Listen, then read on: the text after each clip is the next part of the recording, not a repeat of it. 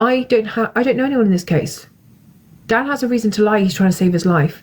So Ken, earlier on today when you were at work probably, I put up a video on my original account which has got several messages between Dan McMeekin and Madison, and they're talking about loads of vile stuff, how like Madison's been having sex with Mally, and then Johnny's been like filming it on purpose so that they could use it as leverage to kind of take Mally's half of the business. It's just mad stuff about Johnny getting Madison pregnant when she was 15, and then Dawn paying her mum to take her for an abortion and Johnny didn't know about it.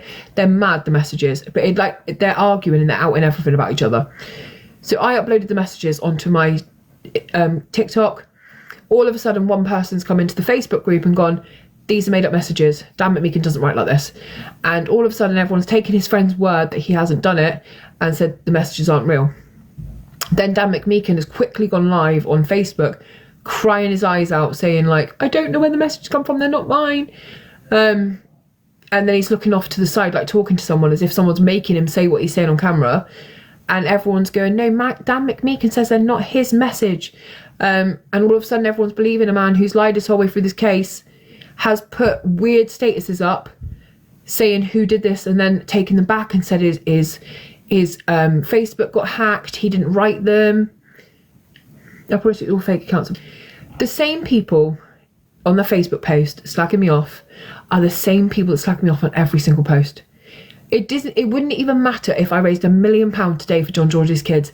They would still say, she's doing it for clout, she's doing it for this, she doesn't care about her own kids, she cares about his kids. There's always going to be people that work to turn everything good into something filthy, and it will always happen.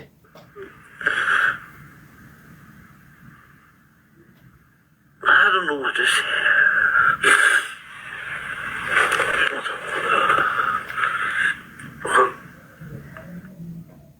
He like looks off to the side. Hang on, you can contact me on here. I'll give you a follow back on the side. And then he says, hang on, as if he's still talking.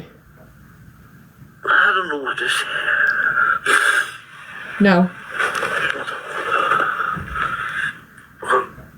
Hold on. Someone says something like, say something, and he goes, hold on. Like, he's been told to say something while he's crying his eyes out, and you're all like, he just came live and said he didn't do it. Like, read the fucking room. Look at it first. Like, I'm so fed up of it. Why is he broken by everyone seeing the messages if they weren't his? If somebody outward a message today and said, this is from Hayley Comet's phone, and it says racial slurs and stuff in it, I'd be like, that's not my phone. Are you for real? If I come online crying my eyes out, it's because I've just been caught out. Like, there's no way about it. He's crying. His mum's on Facebook on a post saying, no, that's not Dan's messages. Where was your post, Dan's mum, when there was a man from Belfast missing whose 2 children were crying at Christmas? Where was your appeal then, Dan's mum? Where was your messages saying, I'll speak to my son and I'll find out what he knows for you because I'm not having this? Like, where were you then? Where were your posts on the Facebook group then? You want to come out today because your son's ringing you going, Mum, I'm fucked. Now I've got Billy mad at me. I've got John George's family mad at me. I've just baited out Mally. I've just baited out Johnny and Dawn and stuff. I'm fucked. And now you want to say something. I don't have any other motive or means or aim in this case other than to get John George justice. So that one day his sons will know the whole truth. And they will not have any questions. So if that means other people feel like they're in danger now, if other people feel like their life is in danger, that's on them. I wasn't there. Hey, MG, I wasn't there. I didn't do none of this stuff. This is all on them. You please, that's it. Lisburn, and everybody in here that's from Lisburn knows Dan McMeekin. Come on, let's not sugarcoat it. Let's say it like it is. What Dan's doing over there is what he used to do over here, only someone didn't get murdered. He's run up bills and he's moved place to place. He's in a stripper bar, and he told me this himself. I have the recording, and I told Hayley. Hayley doesn't have the recording, but if she needs it, I will give her it. Look, I'm speaking up for you, Hayley, because you're an amazing person and you're doing so well for this case.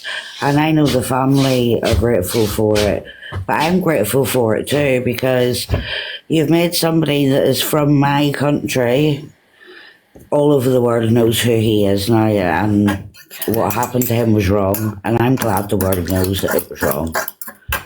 Thank So you. I've come up here to speak up for you, Hayley, and I'm sure the whole of fucking Northern Ireland's with me. You're Thank you, doing Lily. so Thank you well. for doing that. There will be the good, the bad, the ugly in every community. Yeah. Just keep your chin up, please. Thank you, Lily. Keep going. You're doing so well. Thank you for coming up and saying that. I'm just going to jump back down because I just wanted to come up and do this because I know you do your lives. So I'm going to jump off again. Thank you, Lily. Thank you for Northern coming up. Ireland, or Ireland, sorry, Southern Ireland, the whole of fucking Ireland, but we're not going into politics here, people. But we're all fucking behind you, 100%, and we're behind the family. Too, what has happened is horrific. Dan looked that man's dad in the eye and told him lies. 100%. But yeah, I rung him, and 2 seconds in a phone call, he blurted it out to me. Because Why Lily could he knows not have Dan. done that to the fucking dad? Why couldn't he have not done that to Billy? Yeah. No, he Exactly. didn't do it. He chose to be the scumbag that he was over here. And what I will say is the girl that he did do the domestic violence with, I know she doesn't want this dragged up on the internet. Okay. I do know that, Hayley, because Yeah, that's fine. not like that. I'd never use her name or anything, but I will stop talking about as it. well, but obviously I know that it's at him, it's not at her. Yeah. But it's probably a trigger as well, you know. Yeah, 100%. I won't mention it again. That's fine. Thank you She's for telling me that. That girl is an amazing girl too. She's turned her life around from she left him. The girl's doing amazing who he done that to. So yeah, and look where he is. But I'm gonna go again. Okay? Thank you, Lily. Thank you for coming up. Thank you. And keep Post, Melissa. I've been asked to post by the family. I've been asked to keep the heat on. You can go to Kushla's account today. Kushla, who is the family, the cousin of John George, where she's made a post about me saying how much I've helped the family. She said, like, they contacted me, they asked for help, and all I've done is help them. I've not taken any money off them. I've not asked them for anything. And every time I make a post, I go to them first and say, look, can I post this? Or they give me stuff and I'm like, I'll put that up. So, and we have to do this because the police and the PSNI, who are so corrupt, all of these people will not act unless we get it moving on social media. We hashtag it, we talk about it, and people are literally posting it everywhere. Like, that's what will solve this case. That's why John George got found, because of social media pressure. Don't forget, before we started posting, BBC would not post.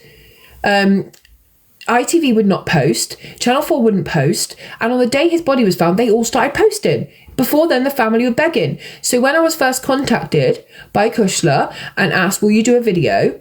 It was before Christmas Day even, and I said, yes, I will post. And the first video did really well, and then people started saying, have you got updates on John George? Have you got updates? So I kept on top of this story.